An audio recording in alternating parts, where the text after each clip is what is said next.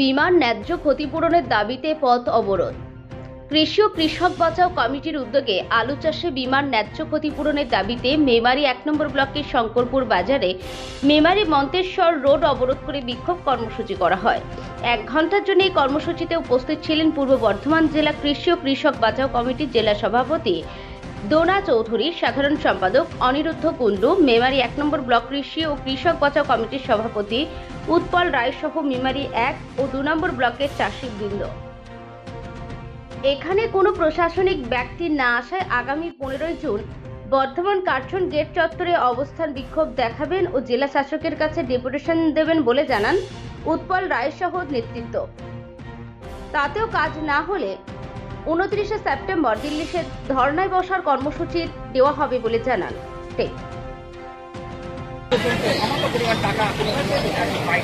তারপরে যখন ২৩ সালে আমরা আলু চাষ করতে যাই, কৃষক ঐক্য জিন্দাবাদ, কৃষক ঐক্য জিন্দাবাদ। গত ২৩-২৪-এ আলুর মরশুমে আমরা কি দেখলাম? প্রাকৃতিক দুর্যোগে যখন চাষিদের প্রথমবার আলু চাষ করে ১৮০ থেকে ৯০% আলুর জমি নষ্ট হয়ে যায়, তখন আমরা দ্বিতীয়বার আলু চাষ করে যখন ফসল প্রকোপে করি, অসময়ে চাষ করে যখন আলু তোলা হলো, তখন নিজেকে ২০খানা আলু হলো। আমরা আমাদের ইনস্যুরের মাধ্যমে যখন রাধাকান্ত করে আমরা পথ অবরোধ করি, আমরা প্রতিটা দপ্তরে আমাদের দুর্দশা জানিয়েছিলাম। তাতে করে আমরা ডিও অফিসে আমাদের এই প্রোগ্রামের কথা আমরা জানিয়েছি, আমরা এসপি অফিসে জানিয়েছি, আমরা বিডিও অফিসে জানিয়েছি, আমরা পঞ্চায়েত সমিতিতে জানিয়েছি। আচ্ছা, বিয়ের যারা গাড়ি আছে, বিয়ের গাড়িকে ছেড়ে দিতে হবে। আমরা এখানে কোনো অশান্তির জায়গায় নেই। আমরা এসেছি সুষ্ঠুভাবে। সাধারণ মানুষের হয়তো একটু অসুবিধা হবে, আমাদের যাতে যারা ইমার্জেন্সি অ্যাম্বুলেন্স, স্কুলের ছাত্র পরীক্ষা বা বিয়ের গাড়ি, এগুলোকে যারা পাস করে নেবে। কেননা আমরা এই নয় যে আমাদের প্রতিবাদের জন্য সাধারণ যাদের ইমার্জেন্সি সেখানটা যাতে পাস হয়। সাধারণ মানুষের যাদের অসুবিধা হচ্ছে তাদের কাছে আমরা ক্ষমা চাইছি। আমাদের এই চাষিদের দুর্দশা গেছে। আমরা গত মৌসুমে চাষ করে সর্বশান্ত হয়ে গেছিলাম। প্রতিটা দপ্তরে ডেপুটেশনের মাধ্যমে আমরা জানিয়েছিলাম যে আমাদের ইনস্যুরেন্সের মাধ্যমে অন্তত ১০০% ক্ষতিপূরণ দেওয়া হোক। কয়েকদিন আগে সামান্য পরিমাণ ক্ষতিপূরণ দিয়ে আমাদের চাষিদের মিসগাইড করা হয়েছে। তার জন্য আমাদের এই আন্দোলন। আমরা চাইছি আমাদের ১০০% ক্ষতিপূরণের দাবি পূরণ যতক্ষণ না হচ্ছে আমাদের আন্দোলন চলবে। আমরা প্রতিটা সরকারি দপ্তরে আমরা জানিয়ে এসেছি। আমাদের যিনি করে নিচ্ছেন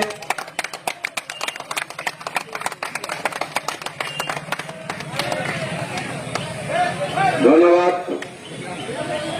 আশা ক্লাস সাধারণ সম্পাদক, ধন্যবাদ, নমস্কার। ওনারা যে সময় নষ্ট করে আমাদের মনে করছে এবং ওনারা ভালো থাকুন। আপনারা সকলে অবগত আছেন আমরা ইন্স্যুরেন্স কোম্পানি দেওয়ার ইন্স্যুরেন্স কাটার পরও এলাকায় যে ক্ষয়ক্ষতি হয়েছে সেই ক্ষয়ক্ষতির পরিমাণ যেখানে 100% ছিল, সেই 100%-এর জায়গা থেকে বৈষম্যমূলক আচরণ কোথাও 6%, কোথাও 23, কোথাও 15, কোথাও 38, কোথাও 80। এটা কি করে হয়? এটা কোথায় ভূত লাগে আমাদের জানা নেই। এই ভূতটাকে বার করতে হবে এবং এই সোর্সের ভেতর কোথায় ভূত আছে, এই চাষিদের প্রতি যে নিপীড়ন ভাবে অত্যাচার করা হচ্ছে, এই অত্যাচার অবিলম্বে বন্ধ করতে হবে। তার জন্য আমরা সোচ্চার হয়েছি, তার জন্য আমরা প্রশাসনকে নড়তে বলছি এবং প্রশাসনকে সজাগ থাকতে বলছি। এ কারণে এই বৈষম্য নীতি যদি এইভাবে চলতে থাকে, এই কৃষক সম্প্রদায় ভুলোর সাথে মিশে যাবে। তাই বন্ধু সকলকে অনুরোধ করছি, আমরা যেমন শান্তিপূর্ণভাবে অবস্থান বিক্ষোভ করেছি, সকলকে আলু চাষ করেছিলাম, তার জন্য যে প্রাকৃতিক দুর্যোগে আমাদের যে ক্ষয়ক্ষতি ছিল তার জন্য আমরা প্রতিবাদ করেছিলাম। আমরা কৃষক ঐক্য জিন্দাবাদ, কৃষক ঐক্য জিন্দাবাদ। ইন্স্যুরেন্সের বৈষম্যমূলক আচরণ মানছি না, মানব না। কৃষকের উপরে বৈষম্যমূলক আচরণ মানছি না, মানব না। প্রশাসনকে অবিলম্বে ভাবতে হবে আমাদের এই যে বঞ্চনা কেন করা হচ্ছে, তার জন্য আমরা এই আন্দোলনকে দীর্ঘস্থায়ী করতে রাজি আছি, সকলে মিলে রাজি হও, একসাথে বলো জিন্দাবাদ, কৃষক ঐক্য জিন্দাবাদ, কৃষক ঐক্য জিন্দাবাদ, কৃষক বাঁচাও কমিটি জিন্দাবাদ, কৃষক বাঁচাও কমিটি জিন্দাবাদ। সর্বস্তরে সমাজের সকল মানুষ বাঁচুক, সাথে সাথে কৃষক বাঁচুক, এই ধরনের আমরা বলি, তোমরা বলো, সবাই বলো, কৃষি ও কৃষক বাঁচাও কমিটি জিন্দাবাদ, কৃষক বাঁচাও কমিটি জিন্দাবাদ। কৃষক তুমি আগিয়ে চলো, আমরা সকলে পিছিয়ে আছি। স্কুল কলেজ বন্ধ হয়ে গেল, সরকারি দপ্তর বন্ধ হয়ে গেল, কিন্তু আমরা কি দেখলাম, চাষিদের জন্য কোন দপ্তর থেকে, কেন্দ্র রাজ্য সরকার থেকে আমরা একবারও আশ্বস্ত পেলাম না যে চাষিরা তোমরা চাষ করতে মাঠে যেও না, বাইরে বেরিও না, তোমরা অন্তত পক্ষে এই মহামারীর হাত থেকে বাঁচবার জন্য তোমরা চাষ থেকে বিরত থাকো। কিন্তু চাষিরা যেহেতু বলদ, চাষের বলদ, তাই তাদের প্রতি কারু সুরাহা পেলাম না। আজকে চাষে তারা ফসলের ন্যায্য দাম পেল না, তারা আজকে করোনার সময় ঠিক মতো চাষ করতে পারলো না, ব্যাংকের ঋণে জর্জরিত, মহাজনের কাছে ঋণে জর্জরিত, আজও পর্যন্ত আমরা সেই ঋণ নিয়ে ঘুরছি। যখন ফসল হলো না, এত বড় দুর্যোগ, সেখানে আমরা প্রতিটা দপ্তরে আমরা জানালাম যে আমাদের দুর্দশার কথা, তার কোনো ফিডব্যাক পেলাম না। আজকে আমরা সেই জন্য এসেছি এই অবরোধে। তাই আমাদের কৃষি ঋণ মুকুব করতে হবে এবং আমাদের কৃষি কার্যে ব্যবহৃত ইলেকট্রিক বিল নেওয়া চলবে না এবং কৃষি কার্যে যে যানবাহন ব্যবহৃত হয় তার আরটিও ট্যাক্স নেওয়া চলবে না এবং কৃষক যদি কোনো দুর্ঘটনায় মৃত্যু হয় বা আকস্মিক মৃত্যু হয়, তাকে 10 লক্ষ টাকা ক্ষতিপূরণ তাকে দিতে হবে এবং প্রত্যেকটা চাষিকে 10,000 টাকা মাসিক পেনশন দিতে হবে। এই সব দাবি নিয়ে আজকে আমাদের এই আন্দোলন। আমাদের জেলা সভাপতি এসেছেন, আমাদের কৃষক বাঁচাও কমিটির, এবং আমাদের জেলা সাধারণ সম্পাদক এসেছেন, বিস্তারিত তিনি বলবেন। আগামী আমাদের 25শে জুন এর পরবর্তী পদক্ষেপ হচ্ছে পর্যটন গেটকে স্তব্ধ করে দিয়ে আমরা ডিএন অফিসে আমরা আমাদের ডেপুটেশনের মাধ্যমে আমাদের দুর্দশার কথা জানাবো এবং তারপরে 23শে সেপ্টেম্বর দিল্লি চলো, যেটা হচ্ছে কৃষক আন্দোলন। 23শে সেপ্টেম্বর দিল্লি চলো, তারপররা স্টেডিয়ামে বেলা 12টায় আমরা দিল্লি যাব। এই প্রতিজ্ঞাবদ্ধ হয়ে আমরা আমাদের পরবর্তী বর্তা আমাদের জেলা সভাপতি আমাদের আজকে এখানে হাজার হাজার কৃষক এখানে রাস্তায় এসে জমা হয়েছে। আজকে বাধ্য হয়ে কৃষকরা রাস্তায় অবরোধ করছে।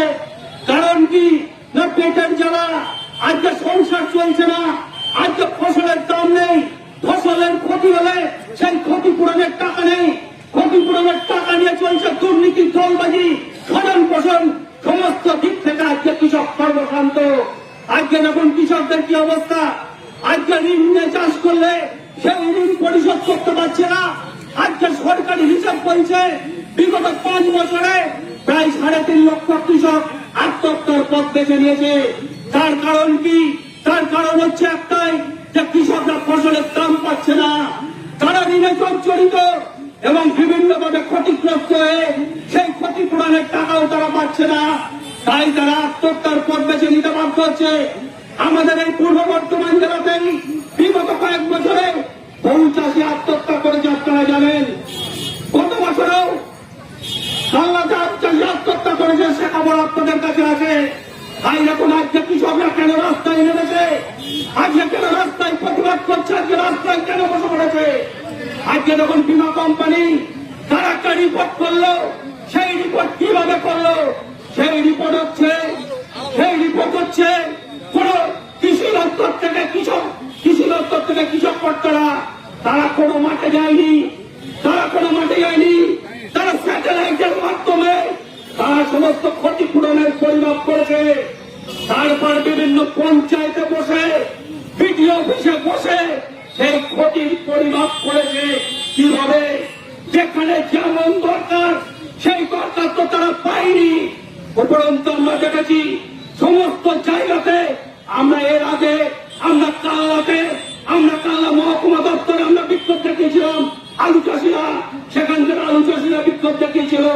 সেখানেও তাদের বক্তব্য হচ্ছে যে তারাও ক্ষতিপূরণের টাকা ঠিক মতো পাচ্ছে না। এই মেমারিতেও আজকে আপনারাও, আমরা এখানে আপনারা করেছেন অবরোধ। এর আগেও আপনারা জানেন যে এখান থেকে বহু চাষি জেলা শাসক দপ্তরে গিয়েছিল, সেখানে আমরা আমাদের প্রতিবাদ করতে পাঠিয়েছিলাম।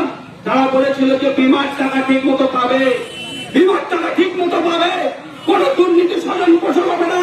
কিন্তু আমরা দেখলাম কি, যে সমস্ত জায়গায় ক্ষতি হয়নি সেই সমস্ত জায়গাতে ক্ষতিপূরণের পরিমাণ অনেক বেশি দিয়েছে। আর যেখানে সত্যি ক্ষতি হয়েছে, বহু জমি নষ্ট হয়ে গেছে, দুবার চাষ করতে হয়েছে আলু চাষে, সেখানে যথার্থ ক্ষতিপূরণ পায়নি।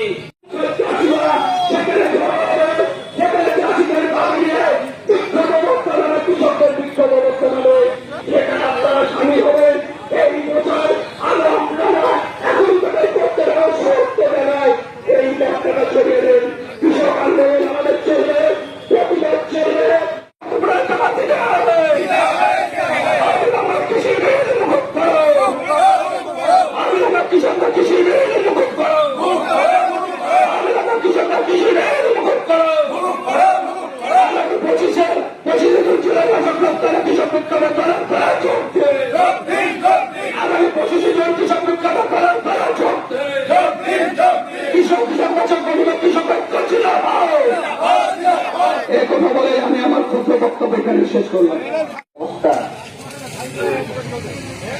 আপনারা মহলে উপলব্ধি করছেন, সারা দেশ যেখানে কৃষির উপরই নির্ভর, ভারতবর্ষের কৃষকরা তো অন্নদাতা। যারা অন্নদাতা কৃষক, সেই কৃষকদের আগে রাস্তায় বসে থাকতে হয়। আমরা কিন্তু এমন গণতান্ত্রিক দেশে বসবাস করি, কিসের জন্য আমরা রাস্তায় অবরোধ করছি বা আমরা অবস্থান করছি বা বিক্ষোভ দেখাচ্ছি? আপনারা গিয়ে নেমে এসেছেন, সরকার ঘোষণা করেছেন দ্বিগুণ লাভ চাষিদের। বর্তমান ভারতবর্ষে প্রতি 2 মিনিটে একজন কৃষক আত্মহত্যা করে কেনায় জবাব কে দেবে? আর অন্যরা কৃষকরা ফসলের দাম না পেয়ে আত্মহত্যা করেন।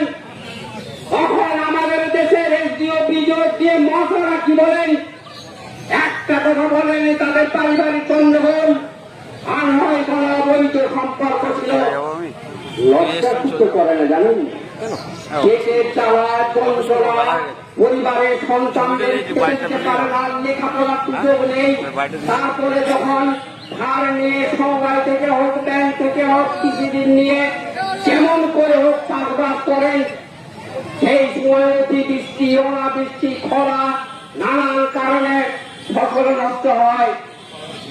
যখন কৃষকরা যায় যে আমাদের তো কৃষক, আমাদের তো যে ফসল আমরা লাগিয়েছিলাম সেই কৃষকরা আজকে রাস্তায় বসে আছি। আমাদের অনাবৃষ্টি, অতিবৃষ্টি, মরক লেগে নানান ফসলের ক্ষতি, ধান বলুন, আলু বলুন, পেঁয়াজ বলুন, সর্ষে বলুন, যা চাষ আপনারা করেন, এটা কিন্তু শুধু নেওয়ারের বিষয় নয়, এটা সারা ভারতবর্ষের অবস্থান এখানে দাঁড়িয়ে আছে। কেন কৃষকরা ফসলের দাম পাবে না? কেন ইন্স্যুরেন্স কোম্পানি কোটি কোটি টাকা প্রফিট করবে কৃষকদের না দিয়ে? এর অধিকার কে দিয়েছে সরকারকে? এসব অধিকার দিয়েছে ভোগ করার কৃষকদের। এর উত্তর কৃষকদেরকে আপনাদেরকে দিতে হবে। আজকে রাস্তায় বসে থাকতে হয়। 21 সালের এত বড় ক্ষতি আলু চাষিদের, আবার ক্ষতি আলু চাষিদের, আলুর দাম পাচ্ছে না। তাহলে সেই সময় ইন্স্যুরেন্স কোম্পানিগুলোকে সরকার বলছে তুমি দাও, তাহলে লাইন করে তাদের কোটি কোটি টাকা মুনাফা করার রাস্তা করে দিচ্ছে। পূর্ব বর্ধমান থেকে শেখ সামিরের রিপোর্ট, খবর বর্ধমান নিউজ।